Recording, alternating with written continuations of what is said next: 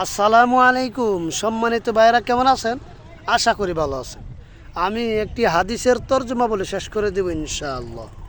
আন আবি হুরাইরা রাদিয়াল্লাহু তাআলা আনহু قال رسول الله সাল্লাল্লাহু আলাইহি ওয়াসাল্লাম। আবু হুরাইরা রাদিয়াল্লাহু তাআলা আনহু থেকে বর্ণিত, উনি বলেন, আল্লাহ রসুল সাল্লাল্লাহু আলাইহি সাল্লাম বলেছেন, মান করা ইয়াসিন ফি লাইলাতিন, যেই ব্যক্তি রাত্রেবেলায় সূরা ইয়াসিন তেলাওয়াত করবে,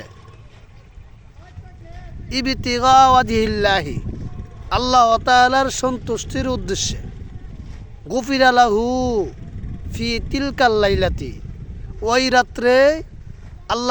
ওই রাত্রেই তাকে ক্ষমা করে দেওয়া হবে।